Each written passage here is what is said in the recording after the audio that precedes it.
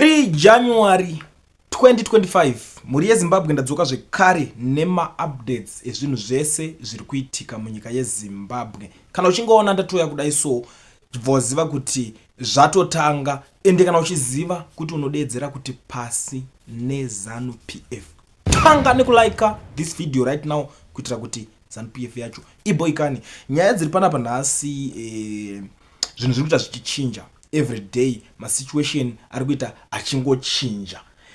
Tiri kuziva tese kuti president wekuZimbabwe vaMnangagwa vari kulive zvinhu zviri kuzivikanwa nemunhu wese, but panapa zvinhu zvandiri kuona zvinhu zviri kutaurwa mastreets umu zviri kuita kuti tirambe tichingoya panapa tichida kunyatsokunzwisisa kuti chingava chii chiri kuitika. Ndaona pane discussion yanga ichiitwa kuZim they were live vachitaura kuti Emmerson Mnangagwa will be out within 90 days. Ndi pane vanonzi comrade Mabhunu ndo zvavanga vachibuda vachitaura, ende vanga vachidya gaka asi takamboona zvakadaro. So handisi kunyatsoziva kuti kana vachiti within 90 days bozivo vari kuti titori zvimupengo when it comes to politics, tiri ma-political dogs, ndo zvinhu zvavanga vachitaura pa the whole discussion yanga ichitaurwa ipapo.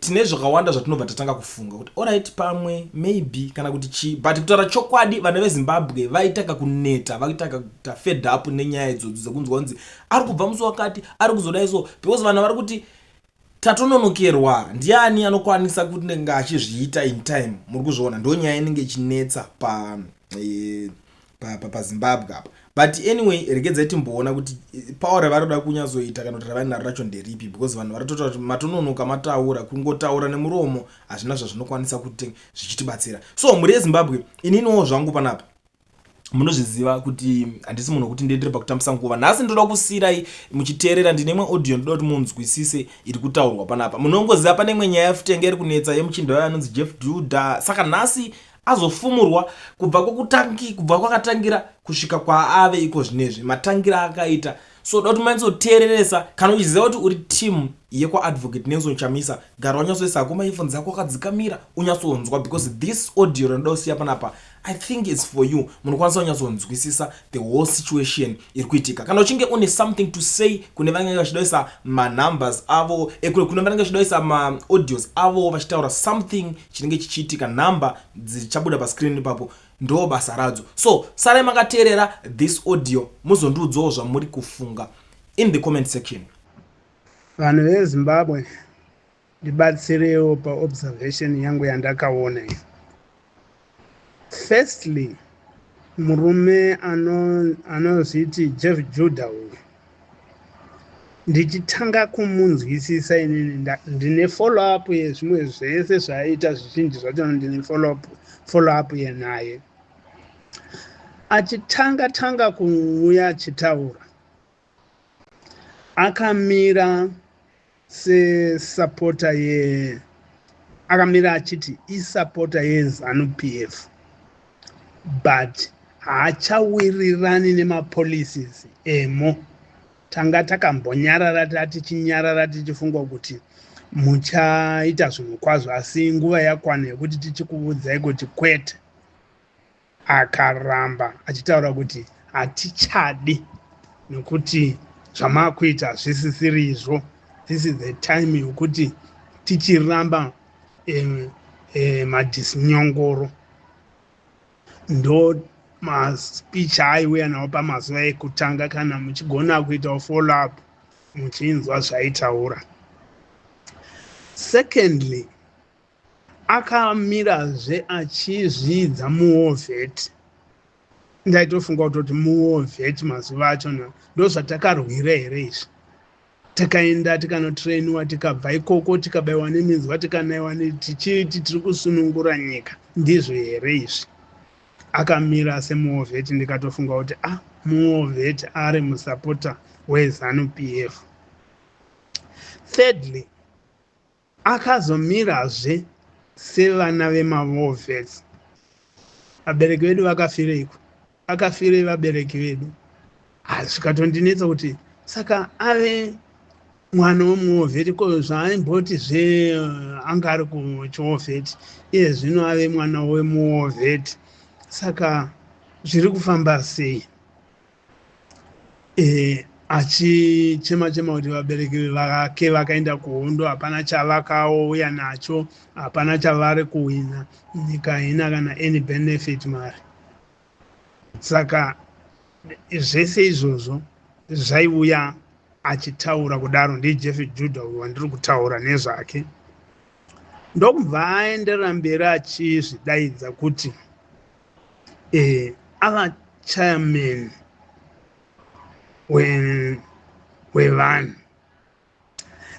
Asati aita chairman wevanhu, akauyazve achitafanika kunge ari sapota yaChamisa chaizvo, kupinda zvakuti ndiri sapota yaChamisa. Tikati kuda hake sezvo anga ari muOVET plus ari sapota yeZANU-PF, zvaari kutaura kuti mapolicies eZANU-PF aya amuvhiringidza, kuda akasiya kusapota Triple C naChamisa uko.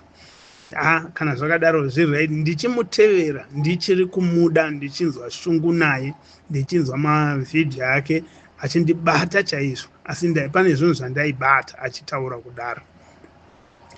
Time apedza zvekudaro, ndobva ndazonzwa aita turn away from Chamisa. Chamisa ndewe ZANU, ndewe chinyi, hauna kumira zvakanaka, yazvinotozonzwa zvekunzi uri muNyasaland. Aizve ndobva tanzwa zvaakuzotaura zvekutaura kuti iye ndiye chairman wevanhu. Chairman wevanhu wagadzwa nani? Vanhu vapi? Uchairman hwachona hwechinyi? Musangano upi? Chii chiri kuitika? Hatichanzwisisi. Urungo self claim ungoti ndiri chairman wevanhu. Vanhu vacho vanani? Saka zvinhu zvese zvaitaura izvo zvatinoda kuti ndiri kuita zama kuita follow up, ndichida kuti ndinzwewo imimi vanhu muri kuteerera zvaanenge achitaura. Then later akambosvikazve panguva yaakaencourage stereke varume vese muSouth Africa kuti kana uri murume, uchinzi uri murume wese ari muno muSouth Africa, pfeka t-shirt yeblack, pfeka t-shirt yeblack, unzi uri murume. Ndakafunga kuti ndakatombofunga kuti ndinotengawo here t-shirt ndipfeke. Zvino kana ndapfeka, nekuti kana tapfeka t-shirt dzeblack tinofanirwawo at least kunge tichisangana somewhere, toona kuti zvii zvingaitwa, tichironga way forward. Asi zvese zvinhu ndinongonzwa zvichiitwa, zvotaurwa, handina kuzoona kuti zvakaguma nekupi. Letazve ndokubva pambodaidzirwa navamwe vanhu vachiti ngativharei border. Akabva aita take over, ikatove project yake, achifamba achiencourage vanhu, hande tinovhara border, hende tinodii. Tikati this time razovharwa. Tikaona zvapfuura. Later achibva adaidzira mass action in Zimbabwe. Rwendo runovaenda, chinzwai mimi huyai tizodii. Mashoko ake akasimba chose. Ndikati zvino zvazoita, hapana chandakaona chakaenda mberi. Ndokupedzisira ndakunzwa zvekarezve.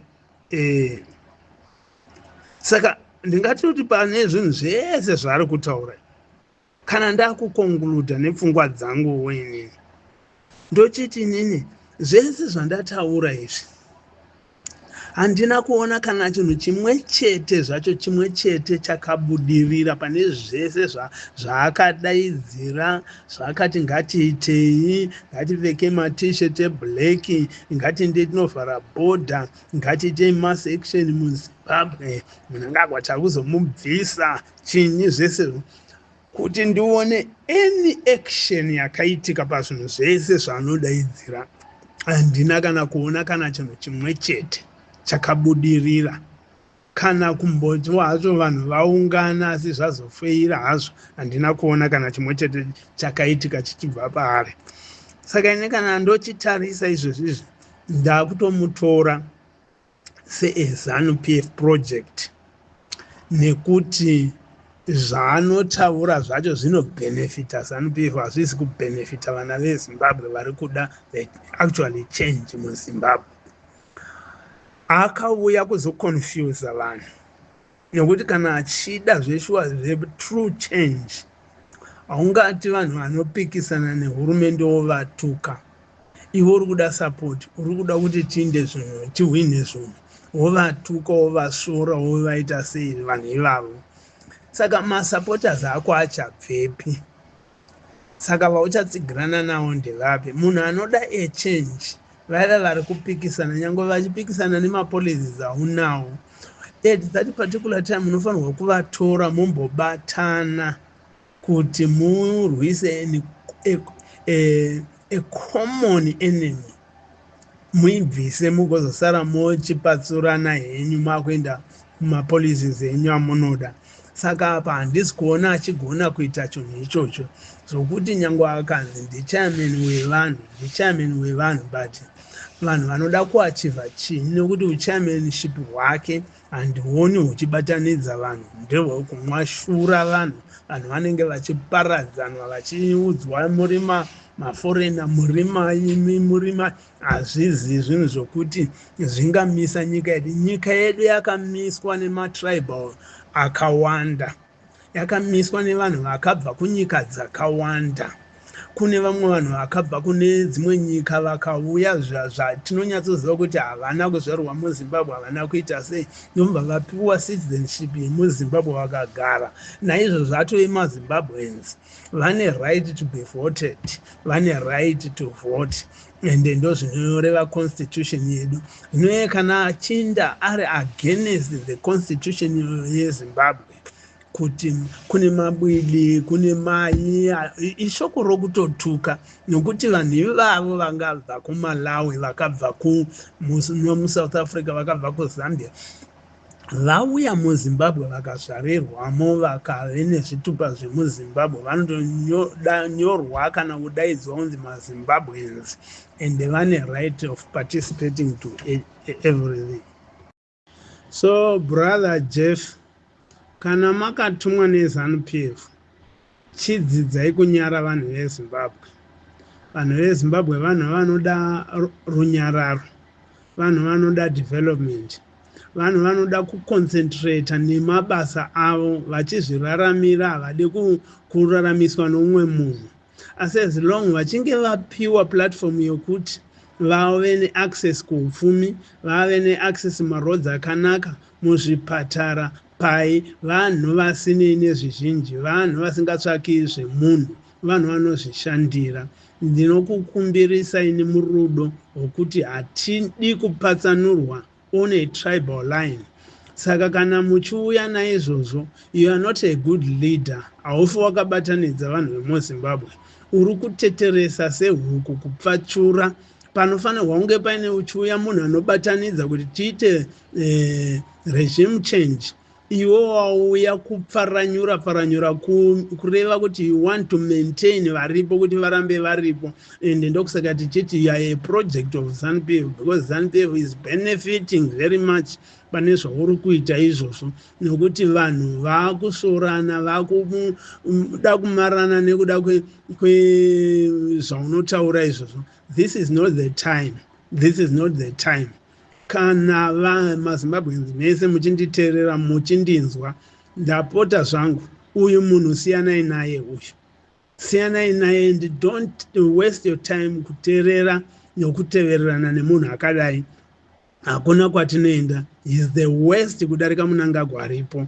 Saka kana akatombotora kuti chimbomuti ndiye ave leader, ari kutotanga kutyora constitution yenyika, achitaura kudai mese muchizvinzwa, achipatsanura marodzi constitution yachona ichiti tibatane.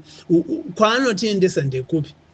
Chamisa mubwidi, uyu mubrandaya, uyu akazoti iye mukanyatsotarisa kwaakabva ndekupi? Akabva kuZANU-PF. ZANU-PF is not a tribal thing, it's a demonic party.